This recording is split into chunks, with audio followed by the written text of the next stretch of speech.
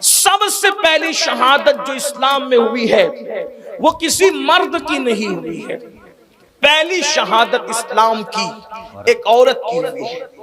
اس سے پتہ چلا، اس سے معلوم ہوا کہ دین کے راستے میں صرف قربانیاں مردوں کی نہیں ہیں بلکہ عورتوں کی ہیں۔ سبحان اللہ۔ اور بعض مقامات پر عورتیں مردوں سے آگے ہیں، یہ مستقل عنوان ہے، لیکن پھر بھی اشاروں میں بتا دوں، منبر جو سب سے پہلے مسجد میں رکھا گیا کسی مرد نے نہیں رکھا، ایک عورت نے رکھا۔ مسجد میں پہلے منبر رکھوانے والی ایک عورت ہے۔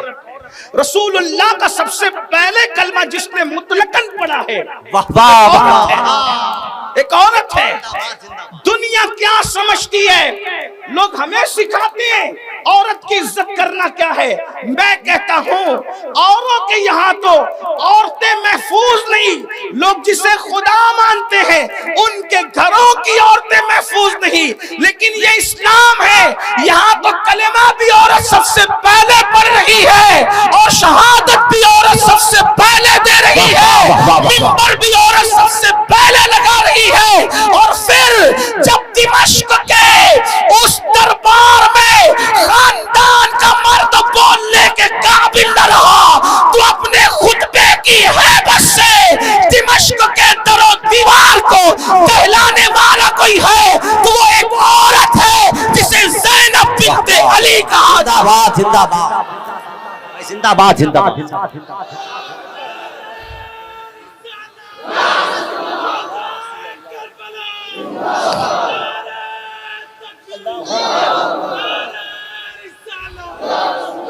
کون کہتا ہے کہ مردوں کو پیچھے رکھتے ہیں؟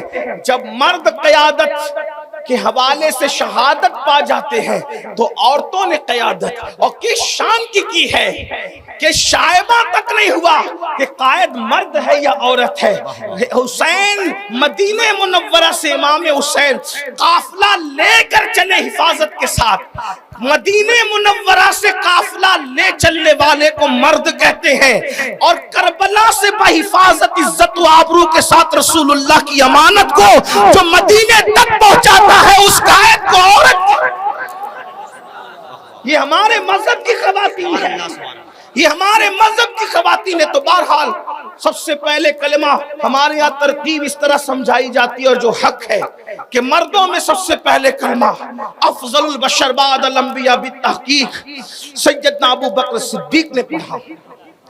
کم عمروں میں سب سے پہلے کلمہ خاتم الولایت فاتح خیبر خلیفہ چہارم سیدنا علی مرتضی کرم اللہ تعالی وجہ الکریم نے پڑھا۔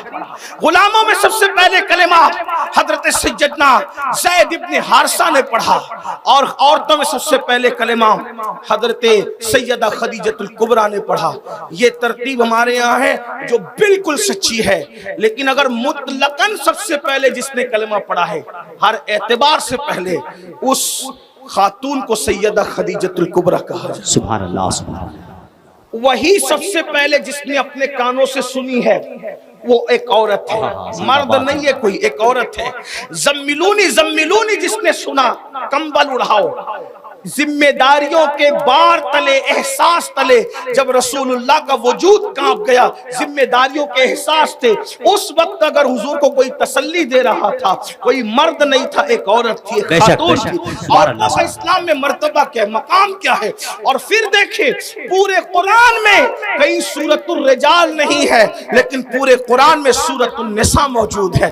پورا قرآن اٹھا کر کے دیکھیں، اللہ اکبر، سورہ مریم ایک عورت کے نام پر پوری سورت نازل کی گئی ہے۔ اسلام تو عورت کا اتنا ہمدرد ہے کہ حضرت مریم کے پیٹ کے درد کو بھی قرآن نے بیان فرمایا۔ اندازہ فرمائے کس مذہب کے اندر عورت کا شکم درد بیان ہوا ہے، وہ اپنی مذہبی کتاب زندہ باد زندہ باد۔ اسلام کے سوا کوئی اور مذہب نہیں ہے۔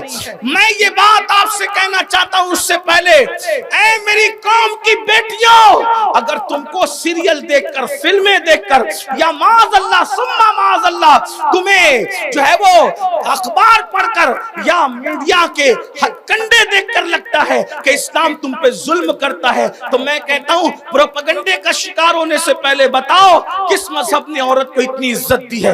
کس مذہب نے دی ہے؟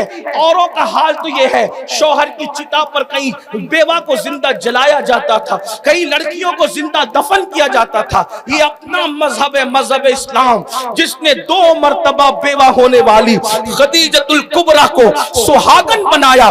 صرف سہاگن ہی نہیں بلکہ سارے مومنوں کی ماں ہونے کا شرف ہے۔ سبحان اللہ سبحان اللہ۔ یہ اسلام ہے۔ عرش سے جس کو اللہ سلام بھیجتا ہے وہ کون ہے؟ وہ ایک خاتون ہے جس کو دنیا خدیجۃ الکبریٰ کہتی ہے۔ عرش سے جس کو تسلیم آتی ہے وہ خدیجۃ الکبریٰ ہے۔ رسول اللہ کے حرم کے اندر جبریل جیسا فرشتہ بھی حضور کے گھر کی حرمت کی وجہ سے بے اجازت گھر میں داخل نہیں ہوتے۔ استاد زمن کہتے ہیں ان کے گھر میں بے اجازت جبرائیل آتے نہیں، قدر والے جانتے ہیں قدر شان اہل بیت۔ سبحان اللہ سبحان اللہ۔ ہے کسی کے گھر کی یہ حرمت، یہ صرف رسول اللہ کے گھر کی حرمت ہے۔ اللہ اکبر۔ اور وہ کس کی حرمت میں بے اجازت نہیں آتے؟ کس کی حرمت میں؟ اہل بیت، گھر والوں۔ اور گھر میں رہتا کون ہے؟ گھر میں رہتا کون ہے؟ اندازہ فرمائیے، شان ہے ہمارے یہاں۔ اور پھر تو عرض یہ کر رہا تھا کہ آج پروپیگنڈا اسلام عورتوں کو عزت نہیں دیتا، وقار نہیں دیتا۔ ہم پوچھتے ہیں ہم سے بڑھ کر کے عزت کون دے گا؟ ہمارے مذہب کی تعلیم ہے بیٹی پیدا ہوتی ہے تو فرشتے نازل ہوتے ہیں اور اس کو چاروں طرف سے گھیر کر کہتے ہیں اے کمزور جان سے پیدا ہونے والی کمزور جان، جب تک تو اس گھر میں رہے گی تیرے گھر والوں کی مدد کی جاتی رہے گی، زندہ باد زندہ باد، رحمتوں کا نزول ہوتا رہے گا۔ پتا چلا بیٹوں کے باپ کو برکت کے لیے تعویذ کی ضرورت ہو سکتی ہے لیکن بیٹیوں کے باپ کو اس کی ضرورت نہیں ہے جب تک بیٹی گھر میں موجود ہے، رحمت کے فرشتے گھر میں۔ سبحان اللہ سبحان اللہ۔ یہ اپنے مذہب کی تعلیم، لیکن اگر آج کل بچیاں کچھ تھوڑی سی پڑھ لیتی ہے، غلط صحبت کی وجہ سے بہکایا جاتا ہے، تمہارے یہاں تو ایسا ہے، تمہارے یہاں تو ایسا ہے، اور پھر کوا کان لے گیا کے تحت بعض بچیاں اپنے آپ کو روشن خیال سمجھتے ہوئے کوئی اور گھر نکلی کہ بہنوں سے کہتا ہوں کہ کسی پروپیگنڈے کا خیال نہیں کرنا، چھوڑو سب، اور نبی کے نام پر تو سب تج دو۔ غربت گلے لگانے کے لیے تیار، موت گلے لگانے کے لیے تیار۔ ایک بات کہوں، ان کے لیے جو غربت ہے اس سے بڑھ کر کوئی مالداری نہیں ہے۔ بے شک بے شک۔ ان کے در کی غربت، اس سے بڑھ کر کوئی مالداری نہیں ہے۔ بے شک بے شک ان کے لیے موت، اس سے بڑی کوئی زندگی نہیں۔ بے شک بے شک بے شک۔ ان کے لیے سب چیزیں بالکل تیار رہو۔ تو عرض کر رہا تھا کیا کہ سب سے پہلی شہادت جس کی ہوئی وہ ایک عورت ہے، اور اس مقدس خاتون کو حضرت سمیہ کہا جاتا ہے۔ یہ سابقون الاولون میں سے ہے، سابقون الاولون میں سے ہے۔ حضرت سمیہ پوری فیملی کے ساتھ اسلام قبول کیا۔ ان کے شہزادے حضرت عمار ابن یاسر، انہوں نے اسلام قبول کیا، اور ان کی دعوت پر حضرت سمیہ اور جناب یاسر نے دونوں، یعنی ایک جوان بیٹا اسلام قبول کرتا ہے، اور سمیہ ان کی امی اور جناب یاسر ان کے ابا، جوان بیٹا اپنے بوڑھے ماں باپ کو کلمہ پڑھا کر رسول اللہ کے قدموں میں لے آتا ہے۔ اس سے پتا چلا اگر جوان سنور جائے تو جوان کا اثر گھر پہ بہت ہوتا ہے۔ بے شک بے شک۔ یعنی اگر مولوی صاحب نمازی کسی کو بنانا چاہے، دیندار بنانا چاہیں تو تھوڑی مشکل ہو سکتی ہے، لیکن اگر گھر کا جوان بیٹا ماں باپ کو نمازی بنانا چاہے، دیندار بنانا چاہے، اور گھر کے بھتیجوں کو، بھانجوں کو اور بچوں کو اگر وہ دیندار بنانا چاہیں، ایک جوان پورے گھر کا نقشہ بدل سکتا ہے۔ حضرت سمیہ دین قبول کرتی ہے، بوڑھی ہو چکی تھی، بڑھاپے میں حال یہ ہے کہ کنیز ہے، کنیز تھی، آزاد کر دی گئی، اور گھر گھر جا کر عورتوں میں دین کی تبلیغ کرتی ہے۔